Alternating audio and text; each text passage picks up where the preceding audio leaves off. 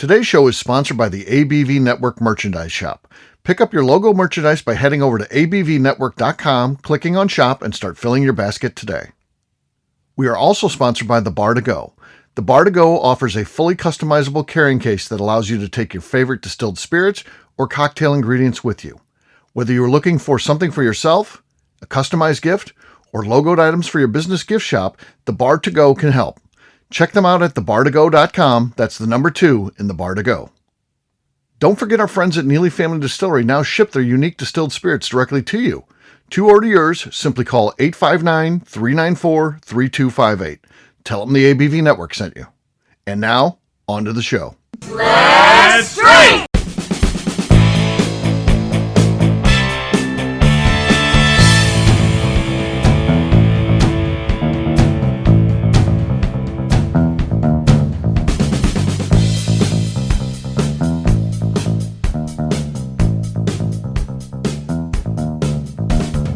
Welcome to the Bourbon Daily, the podcast about everything bourbon delivered to you every day of the week. Today on the show, we complete a bracket challenge to determine which is the best of the 8 health benefits SIP awards cited from drinking bourbon. My name is McNew. Please join me in welcoming my co-host Steve Akeley, along with our special guests, Katie Joyce, Joe Ferreira, and Jeff Kaplan. Hey gang, what's up? Hey everybody. Hey.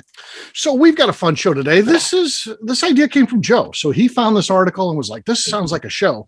And he was absolutely right. I mean, this is something we're definitely interested in, but we'll get to that after the break. For right now, Joe, you said there's something you wanted to talk about. What is that? Yeah. Has anybody had any close encounters with any kind of wildlife? And by wild, I mean dangerous wildlife. Dangerous wildlife. Yeah. What would be my most dangerous wildlife encounter? I've tried to get attacked by bears, and when I say attack, I would just like to see them. And we have tried dozens of times to move here in Kentucky into Tennessee, and have just failed where everyone says there are bears. Yeah. So that's the big thing right now. Yeah. I'd say that's been the excitement in my area too, here west of St. Louis, because it's not very often that this north in Missouri we were getting them, and so. There's been at least one bear, if not a few, but it's like 5 minutes to the west of me, 5 minutes to the east of me, just south of me. Like it's being spotted everywhere. It was just like 2 miles down the road night before last, and it's got caught on somebody's security camera. Oh, I don't know what I'm going to do if I ever see this thing. They're circling you though. They sound like they're all around they're closing in on you, Katie. Right. Yeah. Like I have no porridge, none of it. The chairs are all horrible. The porridge is all horrible. Don't come here. So nothing really there. Have you ever had any sort of wildlife encounter that is of note? So growing up in Florida and playing golf a lot, there are alligators everywhere. Okay. And on a couple occasions, we have probably weren't sober, but silly and stupid, and thought, oh, there's the alligator over there. We should probably go over there and play with it.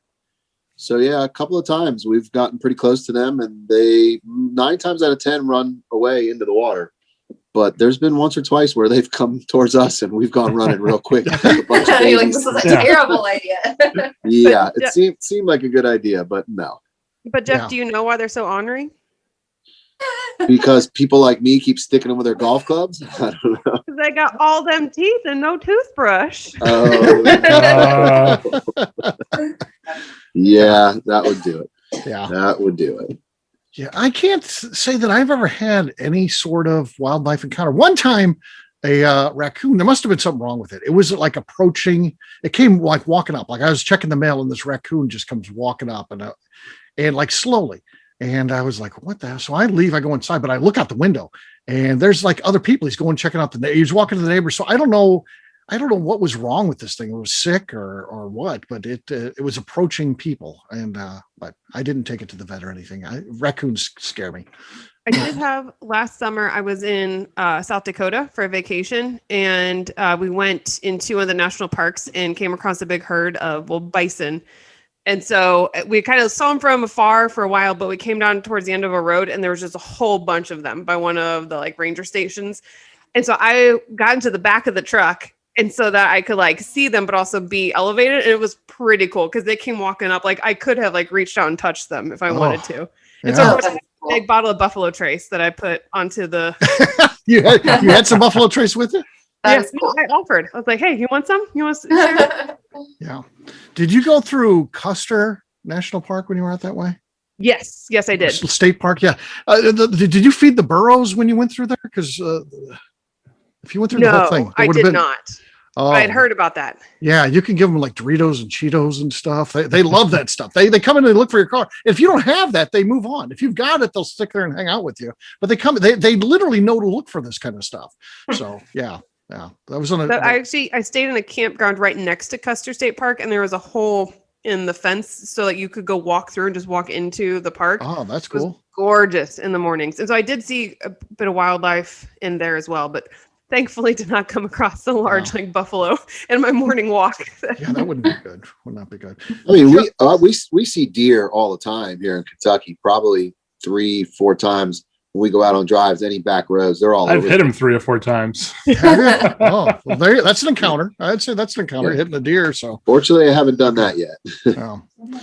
Anything else on the resume, Joe, besides hitting some deer? I've seen a bunch of bear while I was driving, and then about 4 months ago, I'm walking my dog it was like dawn. The sun wasn't even out yet, just enough so you can see things. And the house is a circular driveway, so I'm walking around the driveway with her. She's a tiny little terrier, and she just starts going crazy. And I look up, and about 4 feet away from me, I'm walking along with a bear, full-grown bear, just down the street, the driveway. And I picked the dog up, and I'm like, shut up, and he's and the bear just kept walking, looked over at us, turned back, and just walked and kept going across the street. I didn't want to move. I just waited. I let him do whatever he wanted to do, and then I went on my way. Oh my God. So now I walk with a flashlight at night, and I'm like examining, the driveway before I walk anywhere. Right. Yeah. That's crazy. McNew, I don't see you as being a wildlife encounterer, but has there been anything? You do some hiking from time to time, so maybe there's something there. Yeah, I don't really see a lot of wildlife here because our trails are kind of like overpopulated with humans out there all the time. Yeah. But I did get bit by a goose once. A goose? Oh, are you okay? Geese are mean. Yeah.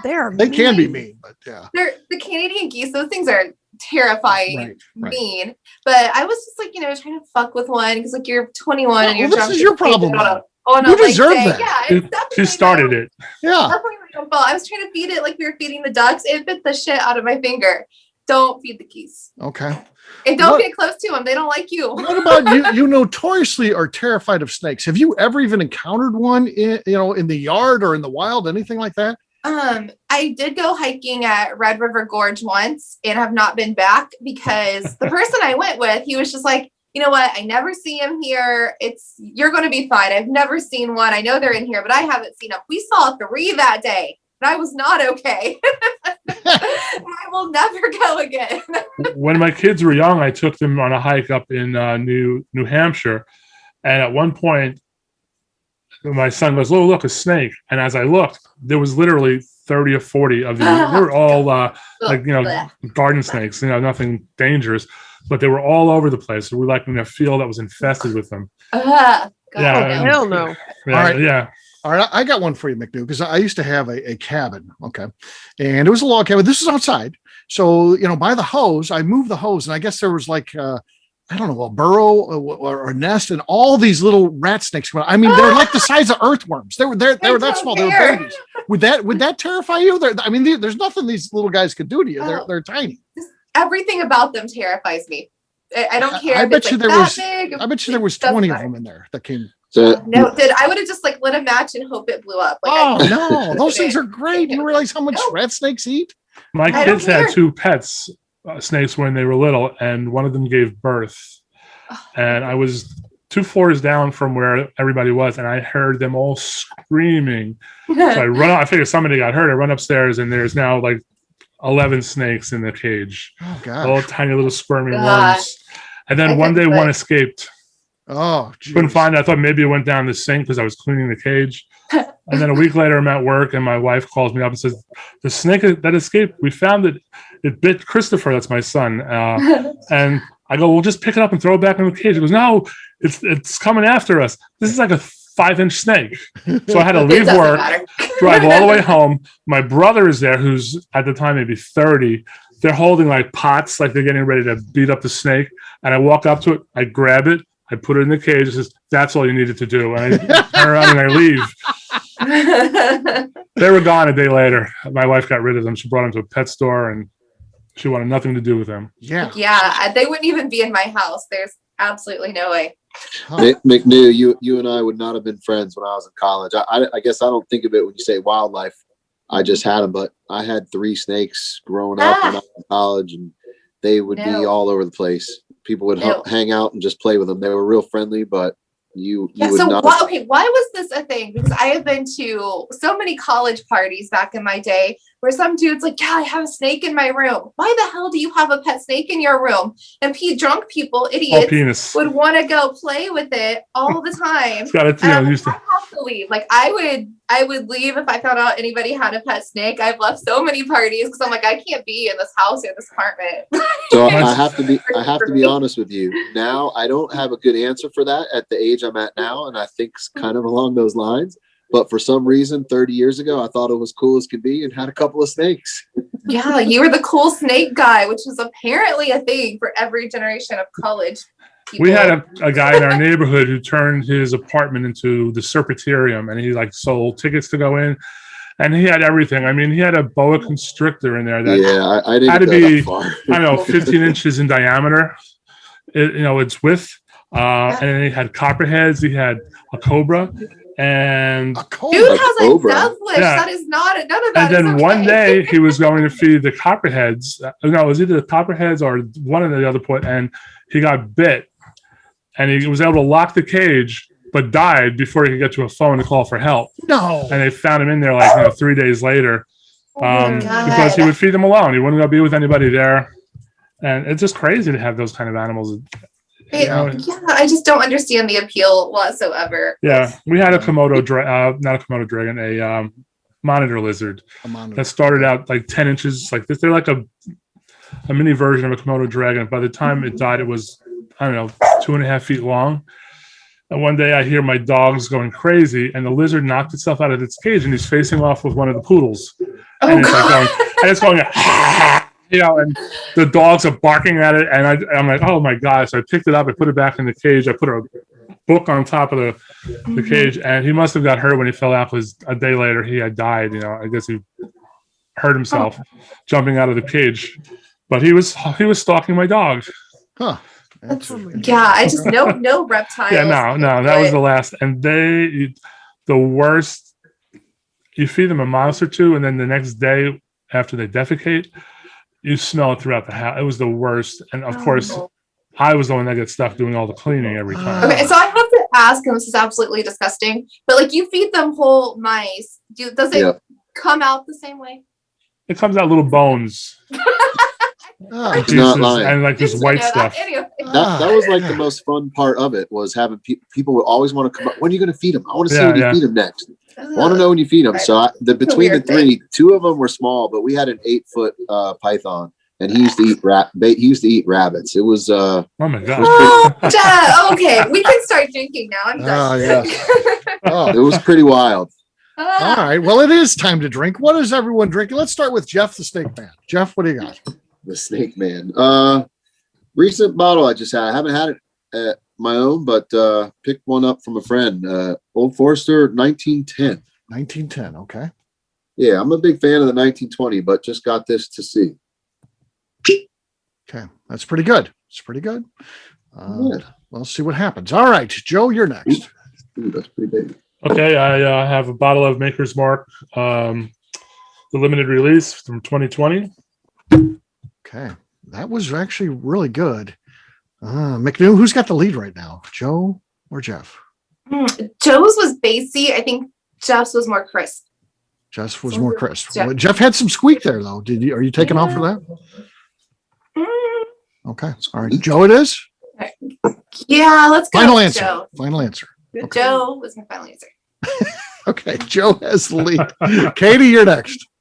I have some Widow Jane. This is our American oak age, so I think technically it's a rye whiskey, but okay. Okay. No, not enough. Might have to get yet another microphone. I will buy another one. Katie, it'll be like eventually be like they have at the news or something like that. So yeah. All right, McNew, you're next. What do you got? I'm going to just go with some regular Elijah Craig. Elijah Craig. Okay, no, not enough there. I don't anticipate a lot here either. I got Russell's single barrel here and easily less than half the bottle here. So I'm not anticipating a lot. Joe, you're in pretty good shape, I think. Yeah, nothing there. Nothing left in that cork. So, Joe, congratulations, man. You win. Cheers. Cheers. Okay, we'll take a quick break. And then when we come back, we'll take a look at a bracket challenge that looks at the health benefits of drinking bourbon. We'll do that in just a few.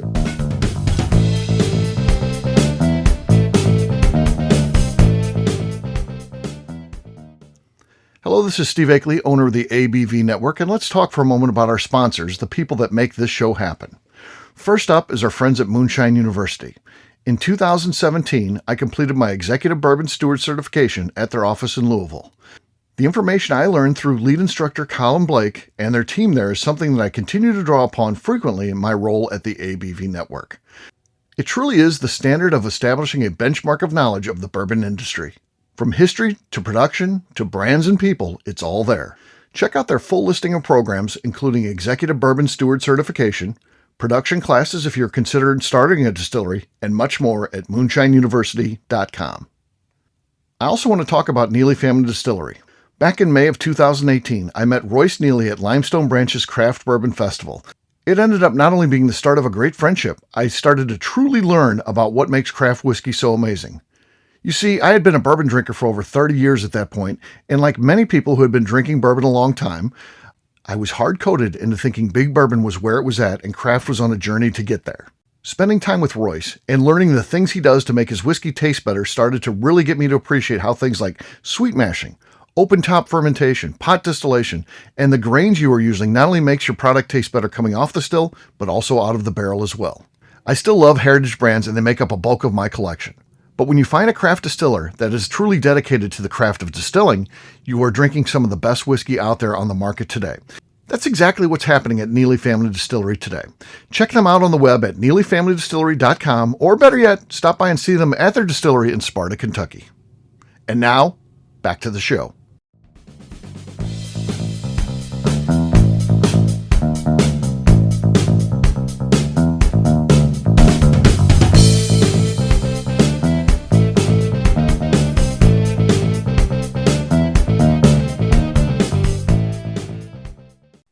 This is Freddie Mills, and you're listening to the Bourbon Daily.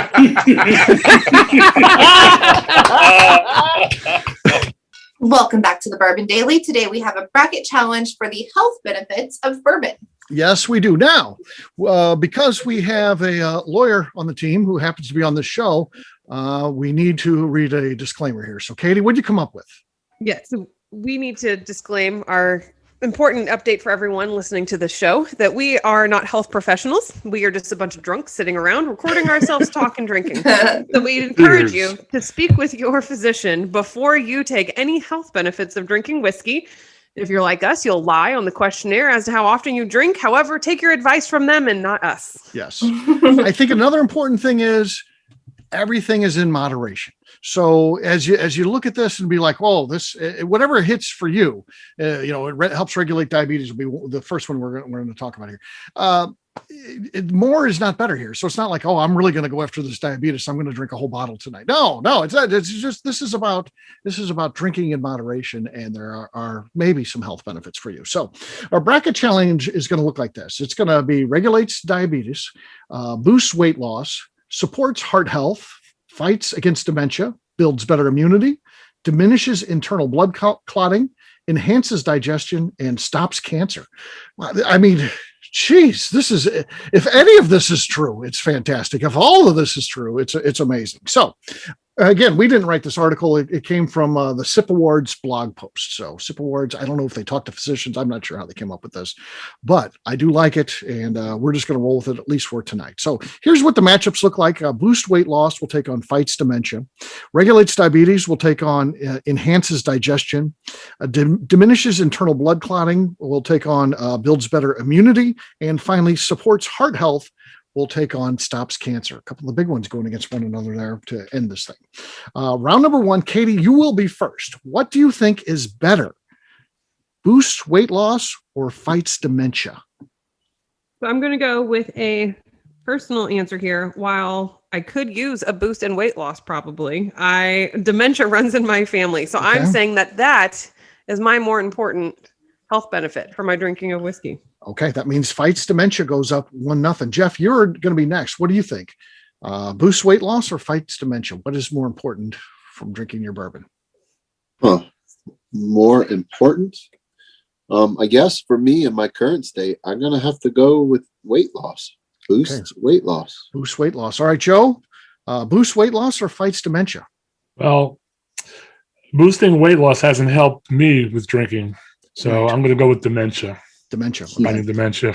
Dementia. All right. So here's where we're at. Boost weight loss is down 2-1. McNew, you're next. What do you think? So for me, that's absolutely not true because after 4 bourbon dailies, I'm like, let's order some pizza. So I'm going to go with helps dementia. All right. That means it will move on. All right. Next up, round number 2, regulates diabetes versus enhances digestion. Joe, what do you think is better out of those two potential health benefits? For me, I would probably say that regulating diabetes. Regulating diabetes. Yes. Okay. All right. Jeff, you're next. Yeah, I would have to agree with Joe on that.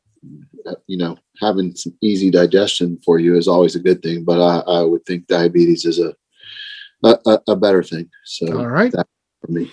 McNew? Yeah, I will also agree. I think regulating diabetes is more important. All right, that means it does move on.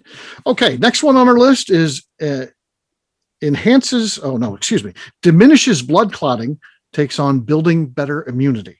Diminishes internal blood clotting versus builds better immunity. Round number 3, up first is Joe. Well, considering what the last 18 months have been like, I would say building better immunity is more important to me. Building better immunity. Okay, fair enough. McNew. I think immunity is so important. Like I walk around outside barefoot all the time. My husband thinks I'm crazy, but I'm going to go with building immunity. Building immunity. Okay. I think that, I don't know about diminishes blood clotting. I mean, maybe, I don't know. But it seems like immunity, it does seem like there's a boost there. From right out of the gate, especially if you're drinking high proof, it feels to me like I'm cleansing the body internally when I'm drinking that high proof. So I'm going to go with that one. It seems that was always the joke I said during COVID that I would drink like, the 62 proof Elijah Craig, something high like that, or the Stag Junior, and say, well, I don't really have to worry about COVID. I'll just keep drinking this. And then just let us keep that. Let us be happy about that. There's always had to be someone who's like, no, that doesn't help. We're happy. We're happy. Leave us alone. All right. All right. Round 4, builds better immunity, does move on. Round number 4, supports heart health versus stops cancer. To me, this could have easily been the finale here. These are 2 huge ones, obviously affect probably more Americans than anything right there between those 2, but they're going to be against one another. One's going to be eliminated. One will move on. McNew, you are first. What do you think? Supports heart health or stops cancer? Man, both of these things can be expensive and devastating, but cancer seems more long-term. So I'm going to go with fights cancer. Fights cancer. Okay. I think I'm going to go the opposite way. Again, both of these, if it had anything to do with either of them to help out, that would be fantastic. Just seems to me like the heart health thing would be easier to believe. Cancer, does it stop anything? I don't. If it did, it would get my vote, but I just don't believe that one at all. I think maybe there's some benefit to the heart health. So that's the one I'm going to go with. Not really based on any science, just a guess. Katie, you are next. Supports heart health or stops cancer. They're tied up 1-1 right now. It definitely is, I think, the hardest one here on the matchup. I was kind of hoping that both of you would vote the same way so I could just vote the opposite right. and not have to make a decision here. So I always hear about how heart health is such an issue, but I feel like it gets less attention than cancer. So I feel like we could help this out as well by bringing more attention to heart health. So I am going to also vote for supports heart health. Supports heart health now goes up 2-1. Next up is Jeff. So sort of ironic comes to me to close this round out, but I would say up until about 5 months ago, I would be all in on this for cancer because I just have lost too many friends to it and know too many friends who have, and fuck cancer and everything about it. But as someone who just had a heart attack 5 months ago and a 30-year bourbon drinker. And the one thing the doctor said, don't stop, is drinking. When I stopped the eating like crap and smoking and start exercising, he said, the stress that the bourbon relieves is good. Don't stop drinking. So he said a couple drinks here and there. He may not, he didn't mean Sounds like I got a doctor's order to drink. Yeah. So all of that being said, I have to go heart health. That means heart health will move on. It'll be in our final four, which looks like this: fights dementia versus regulates diabetes. And then builds better immunity will take on supports heart health. Round number 5 looks like I will be first: fights dementia versus regulates diabetes. Oh gosh, these two are just so terrible. And, they both just tear you apart. And sad people that are dealing with either of these things. And there's no right answer here, but I'm going to go with the diabetes. I just think that's a terrible, terrible disease, and it can strike much earlier. Now, I know dementia can even hit you early on. There's early onset and all this, but for the most part, that's getting people kind of in the sunset. Diabetes can hit really at any time, and let's see if we can clip that thing. So I that's what it's going to get my vote. It's a tough one though. Katie, you're next. Fights dementia or regulates diabetes? So both of these run on both sides of my family. My brother's a type 1 diabetic. And there's a recent diagnosis in my family of an early onset dementia. And so I'd say there's, from what I've seen, from my experience with family members, there's less treatments available for dementia than there is for diabetes. They've got the diabetes pretty much under wrap. Like the technology my brother gets with his, like, it's still horrible. I would not wish type 1 diabetes upon anyone, but the technology they have these days is pretty cool. But I feel like with dementia, it's still just this void. So I feel like it needs the help. So I'm going with fighting dementia here. Okay, that's well stated and makes a great argument. Jeff, what about you? Dementia or diabetes? So, like everyone else has said, they're both huge. Unfortunately, all of my older relatives have all passed at an earlier age than they should have. So fortunately, I've never been around, seen, or dealt with dementia. I've heard horror stories from friends, and it breaks my heart, and it's saddening, some of the things I've heard, but I've never experienced it. So it just doesn't seem like a thing to me close to heart. So I'm going to go diabetes. That means diabetes will go up 2-1. Joe, you're next. I think, like Katie was saying, diabetes, there's ways to control it. But dementia is basically like a death sentence. There's nothing you can do about that. Right. I have a cousin who's had dementia since she was 30. Yeah. And, it's terrible. And how old is she now? She's 64. Oh, wow. Oh. So for a long time. She's lived a long time. She's gotten lost 4 or 5 times. Just walked out of the house when her husband walked out of the room. And I have friends who've had diabetes, but they're able to control it. So for me, helping to fight against dementia is what I'll choose. Okay. So here's where we're at, McNew. It all comes down to you. We're tied 2-2, dementia or diabetes. What do you think, you would prefer that we would actually find out if this is absolutely true and, bourbon or whiskey helps combat? Dementia just seems lonely, right? Like you forget where you are, you forget who's around you. Like my grandma did not remember her own children before she passed. Like that just seems very scary and very lonely. So I think fighting dementia is probably the way to go there. Okay, fighting dementia. Yeah, it is terrible. Gosh, my grandma went through that. And, when it's early, when it first starts happening, you as loved ones don't understand what's going on. All of a sudden, she would just have these weird conversations, and it'll be like, we just talked about that. And one day I was out outside my front yard, and my grandma comes pulling up, who used to come there every Sunday. She'd come every Sunday to have breakfast. There was a tradition that we had started, and I lived close. I lived like 1.2 miles from her house. And she comes pulling up to drop off a gift she had bought for me.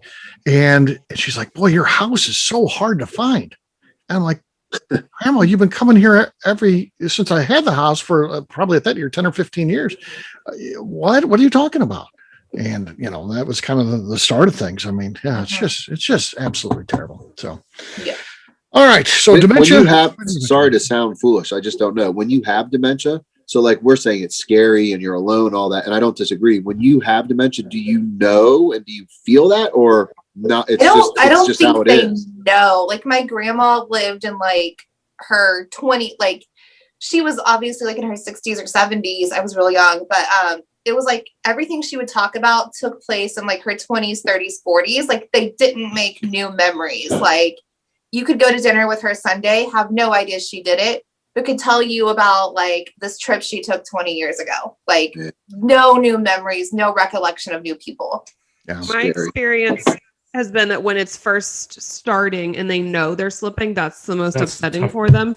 Yeah. And I've heard people describe it as it's just kind of like quietness in their brain. Like they're trying to like think of something or recall something. It's just like the sound of like snow that just nothing comes up. But with my grandma, I witnessed that when she knew she was slipping, she was really upset about it. But once they got past that threshold and she no longer knew that she had dementia, then it was easy on her. Then she was happy and the whatever. Family. Right. The family then suffers. They're angry a lot too. Like it's, no, I didn't say that, or yes, I did do that. And they have no idea, but they do get angry a lot because I imagine it's frustrating. Like they're living in a completely different world than we are. Yeah. Mm-hmm. Yeah. Another thing that is strange about it too is for some people, Jeff, our doctor, because my grandma was kind of going down and then all of a sudden then she was just gone. And they say that happens with some people, it's like walking down a mountain and it's just, you're heading down the whole time and you can't stop it. And then other people, it's like they're going down and then they just jump at some point. And it's just, from that point, it's just gone. Yeah. Yeah. Very scary. Yeah, it is. All right. Next up is going to be builds better immunity or supports heart health. What do we think is the better option here? Katie, you are first. Builds better immunity or supports heart health? Well, I like the day-to-day benefits of the immunity. And especially, I definitely relied on that several times during the worst of COVID of like, no, I'm just making sure I got rid of my COVID. So I have another drink here. I feel like that is the lesser of the two in regards to importance. So I'll go with heart health. Heart health. All right. Jeff, what do you think? For all my reasons listed earlier, I will stick to heart health. Heart health. Okay. Joe, what do you think? Well, my wife's a cardiac nurse, so I have to pick heart health. Heart health. Okay. Here's where we're at. Our finale looks like this: fighting dementia or heart health. Round number 7. Here we go. Jeff, you're going to be first. Fighting dementia or heart health? Bourbon helps combat it. What do you think is better? It's crazy because I've never really thought about it because I just don't know from it. And, just listening to you guys talk about it, it's obviously a scary thing with dementia. But I just, I've been drinking bourbon for almost 30 years, and through the ups, downs, good, bad, whatever you want to call it, the last 5 months has just been a different walk of life for me. And bourbon's been good for my heart. So heart health is good me. For the heart. Yeah. Yeah. I would assume it also gives you a sense of normalcy. You had to go through a lot. You go through a heart attack like that, and you have to change everything with your diet and all those type of things. And you're glad to do it because you want to live. But at the same time, you're taking away things that you enjoyed in the past. And that's okay. You want to do that because you want to have good health. But I would assume bourbon's got to be a comfort thing when you don't have a lot of those things left anymore. If you had so many changes. Yeah, it absolutely is. And, it is, there's some tough choices. I've been exercising and never have, and I've eaten healthy and never have. And so that's why the doctor said that, when I went back after 3 months and said, how's it going? I said, well, I'm down this weight and I'm eating healthy and I stopped smoking. He said, wow, you're doing all those things? And I said, yeah. He said, really? He was shocked because most people don't. And that's what he was like, yeah, maybe you shouldn't cut out the bourbon. It'd be good for you. So, it is a comfort thing. Doctor's orders. Yeah. And that's what I kind of joked about at first and stuck to it. But yes, it has been a comfort thing for me, and it has helped me tremendously, I'm sure, through some sort of way. But yes, I'm going to stick to heart health, no doubt. All right. Heart health goes up 1-0. We're in our final round here. Joe, you're next. Fighting dementia or heart health? What do you think is the better attribute of drinking bourbon? Well, with dementia, I don't think I'd really be in any pain as it took place, but with a heart attack or a stroke or all these other versions of heart disease that you can get, there's a lot more suffering that could be involved. So I'm sticking to fighting heart health. Heart health. Okay. All right. McNew, what do you think? Fighting dementia or heart health? What do you think? I think they're both terrible. But if I ever got dementia, I would hope the people in my life taking care of me at that point would just know to give me enough bourbon and just leave me alone and let me be happy. So I would hope they know that. But having a heart attack, I've watched my dad have 3. It is painful and it's terrible, and that recovery is awful. So if it can help prevent that, I am definitely here for it. Absolutely. Cheers. That means heart health wins. And yes, hopefully there are some benefits drinking bourbon for your heart, which would be a good thing because, unlike dementia, which is, again, terrible. I'm not going to say anything good about it at all. But, for the family, there is this process of going through and, and at some point you realize there's some relief there. With a heart attack, like with my father, he's gone in an instant. And that's it.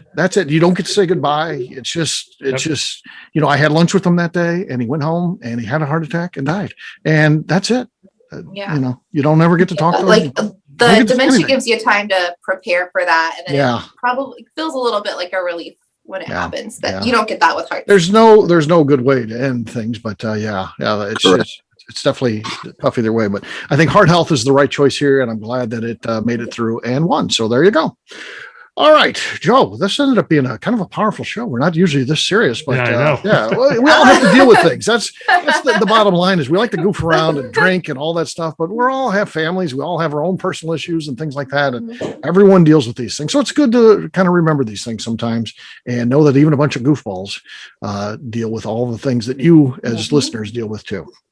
All right, we'll wrap this one up. Yeah, cheers for that. As we always do by talking about where people can find us. Katie, we'll start with you. Where can people find you? You can find me over on Instagram at Katie Proof. All right, Jeff. You can find me on Facebook and Instagram at The Kaplan Team. All right, Joe. You can find me on Instagram at bourbon_aficionado. I almost had a dementia moment there. McNew, how about you? I am on Instagram at McNew ABV. All right, for me, I'm an easy guy to find. I'm at Steve Akeley on Twitter, Instagram, or Facebook. I've got a website, steveakeley.com. We've also got a company website. That thing's abvnetwork.com. Please check it out because everything that we do is out there. We put our previous shows, our blog, so much more, abvnetwork.com. McNew, anything else to say before we get out of here? I'd like to remind the audience to please give us a 5-star review that includes comments. It helps new people find the show, which is very important to us. And if you like what we're doing, we ask that you please visit our Patreon page at patreon.com/the ABV Network. All right. Great job today, gang. For our audience, we'll have a brand new show for you tomorrow. Looking forward to that. Until then, take care, everybody. See ya. So long. Bye. Cheers. Peace.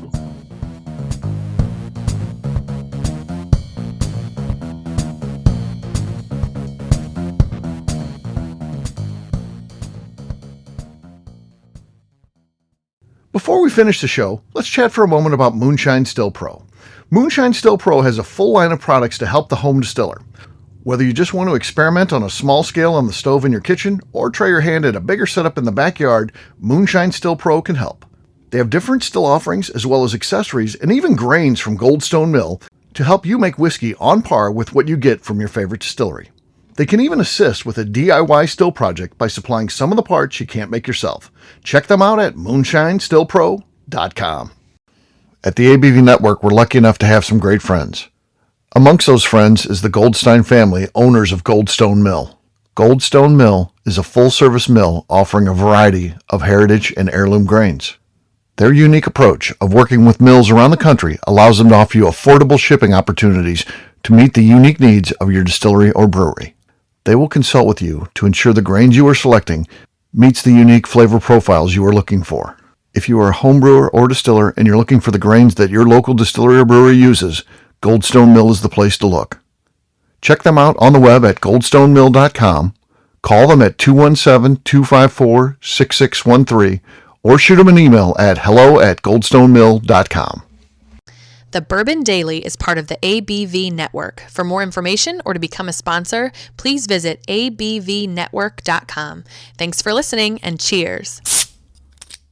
This has been a Steve Akeley production.